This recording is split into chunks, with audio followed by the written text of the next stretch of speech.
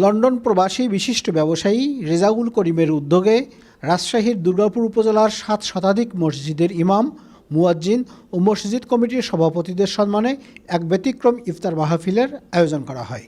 বৃহস্পতিবার দুর্গাপুর মহিলা কলেজ মাঠে ব্যতিক্রমী এই ইফতার মাহফিল অনুষ্ঠানে সভাপতিত্ব করেন আলিপুর ইসলামিয়া আলিম মাদ্রাসার অধ্যক্ষ আবু তাহের। অনুষ্ঠানে প্রধান অতিথি ছিলেন লন্ডন প্রবাসী ব্যবসায়ী রেজাউল করিম। প্রধান অতিথির বক্তব্যে তিনি বলেন, আমাদের এলাকায় ইমাম মুয়াজ্জিনদের তেমনভাবে মূল্যায়ন করা হয় না। তাদের সম্মানে সবাইকে এগিয়ে আসা উচিত। উপজেলার প্রতিটি মসজিদে বিশুদ্ধ কোরআন শিক্ষা চালু করার পাশাপাশি দক্ষ জনশক্তি তৈরি ও যুবকদের কর্মসংস্থান সৃষ্টি করতে নানা পরিকল্পনা হাতে নেয়ার কথা জানান তিনি। আমাদের দেশ যদিও মুসলিম প্রধান, বাট ইমাম মুয়াজ্জিন এখানে অবহেলিত। এদেরকে নিয়ে একটু চেঞ্জ কিভাবে করা যায়?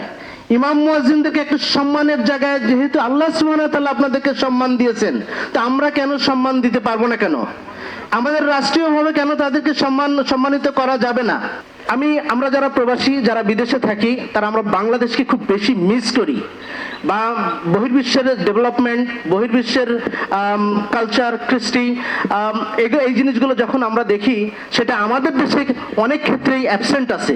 হয়তো স্লোলি গ্রো করছে, বাট যেভাবে গ্রো করা উচিত ছিল সেটা এখনো হয় নাই। আমি বহু প্রবাসীকে জানি যারা দেশে যদি অবদান রাখে তাহলে আমাদের দেশের অর্থনীতি চেঞ্জ হয়ে যাবে, কিন্তু তারা ইনসিকিউর ফিল করে। আমাদের দেশে ইনভেস্ট করা সিকিউরিটি এবং সেফটির কারণে তারা নিশ্চয়তা পায় না, ফিল করতে পারে না। আমি স্লোলি চেষ্টা করছি যে আমি যতটুকু যা ইনকাম করি, আমি কিছু আমার দেশে আমি প্রবাসে ইনভেস্ট না করে আমি দেশে ইনভেস্ট করার চেষ্টা করছি। সেটা নিতান্তই দেশের প্রতি ভালোবাসা।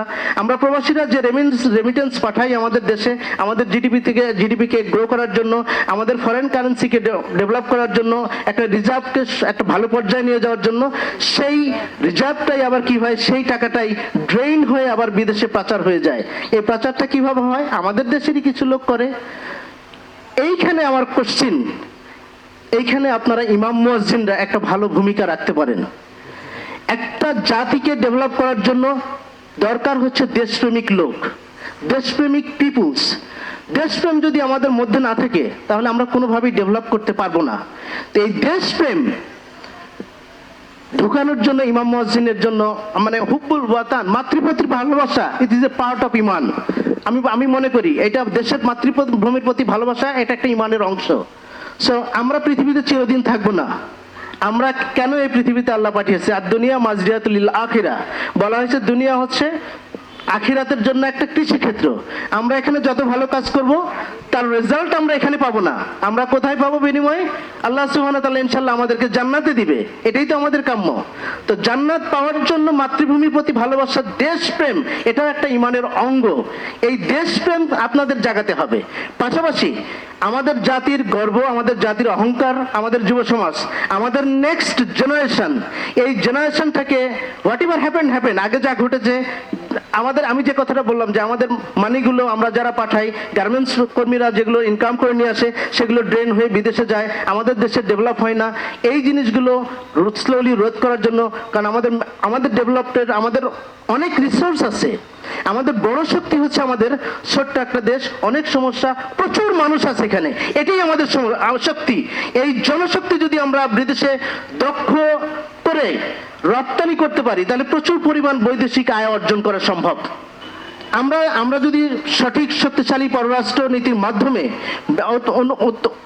আমরা ওয়ার্ল্ড ডেভেলপ যেভাবে হচ্ছে, যে কান্ট্রিগুলো যারা ডেভেলপ করতে চায় তাদের ম্যান পাওয়ার নাই, আমরা যদি আমাদের ফরেন পলিসি ডেভেলপ করার মাধ্যমে আমাদের দক্ষ জনশক্তি বিদেশে রপ্তানি করতে পারি, তাহলে আমাদের দেশের একটা উল্লেখযোগ্য আয় 14% থেকে আমরা সেখানে গ্রো করে হয়তো 30, 40, 50, ইভেন তো 70% নিয়ে আসা সম্ভব। অনুষ্ঠানে দুর্গাপুর উপজেলার 7 শতাধিক মসজিদের ইমাম ও মুয়াজ্জিনকে ঈদ উপহার হিসেবে আর্থিক অনুদান প্রদান করা হয়। Saju, NTV news, Rajshahi.